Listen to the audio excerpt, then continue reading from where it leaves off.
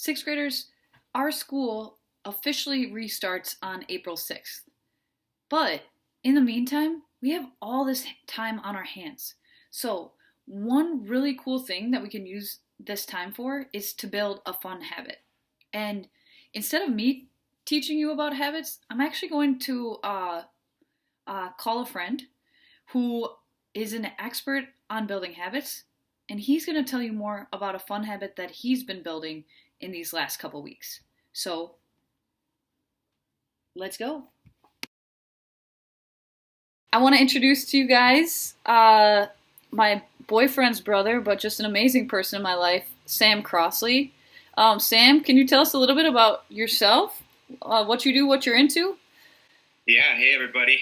My name's Sam. I am also a teacher. I teach in the Minneapolis Public Schools. I teach elementary age students in a Spanish-English bilingual school.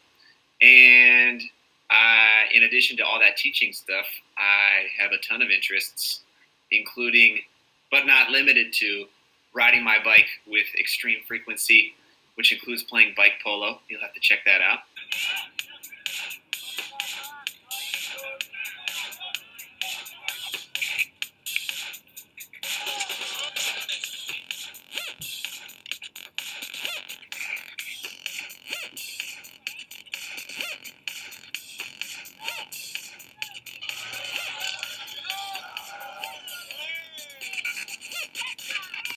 And I love reading. I love spending time with our nephew and our family. And there's much, much, much more, but can't fit it all in this video.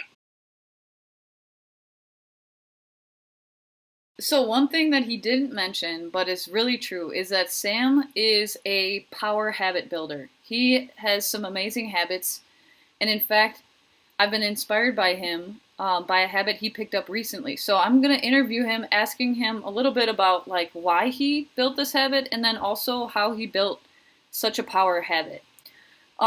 So Sam, can you tell us what habit you've just picked up?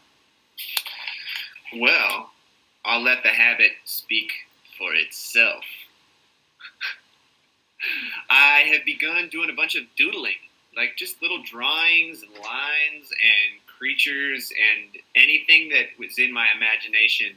I have just been like throwing on a piece of paper, particularly when I was, feeling like I needed a break from whatever else was going on. How do you feel now that you're doing this habit?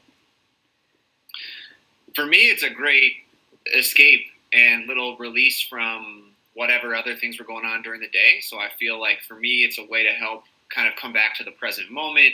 It's a way for me to detach my brain from something that was feeling more stressful.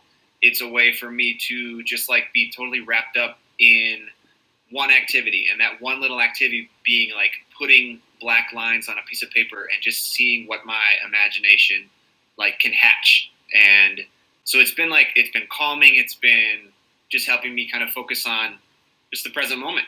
How often do you do it, and like how long do you do it for, this doodling? Every day if I can. One of the things that I've been doing is just laying out this big kind of doodling canvas, if you will. Just this big piece of paper. And whenever I need that little break, I just go over and doodle on it. Okay, so do you usually doodle in the same spots?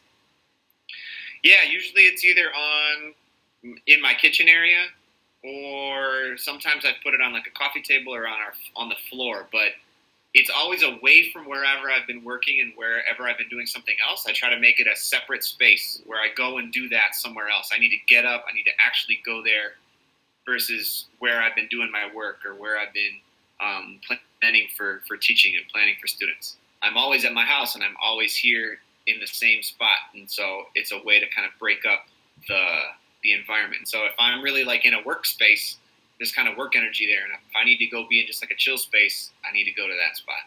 Awesome. Do you check in with anyone about this, or does anyone check in with you about your doodling? Sometimes I decide to share them with other people.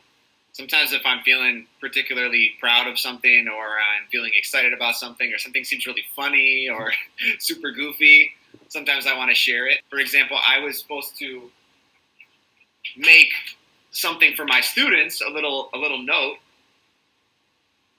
So I made a little note for my students, and There was one time when I needed to make something for my staff, other colleagues, and people who I work with. So I used that little doodle in other ways because I wanted to share it because I thought it was funny. I thought that was just kind of silly and that it would maybe be used to like uplift other folks. The only other check-in I would say is I check in with Mo Willems on his on his little Google or excuse me his YouTube site because for more inspiration and just like someone else who clearly does this for a living and like does this with like a serious habit because he makes his living off of it. So I trust some of those masters to kind of give me some guidance. Well, that actually leads to my last question and request.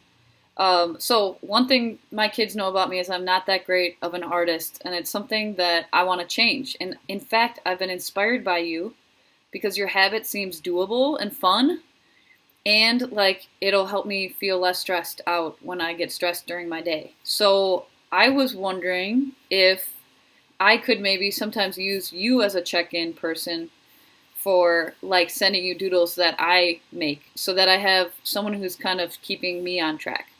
Ooh, would love it. Love to share some doodles. We should definitely do that. Okay. I love that idea for many reasons. One, I'm curious to see what's going on in your imagination, and two, I think it'd be fun to bounce those doodles back and forth. So I am definitely down. Sweet. Well, you're my inspiration, and our sixth graders are going to build some cool habits themselves, so I'll have to pass on some of their awesome things too. Yeah, please do. Share widely. Well, thank you, Senor Sam. Appreciate your time. You got it. And your doodles. All right. All Take right. it easy, y'all. Later.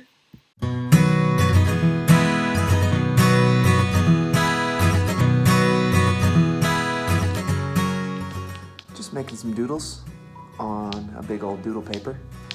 I was inspired by Mo Willems and his lunchtime doodle that he's been hosting every day on YouTube. Feel free to check it out.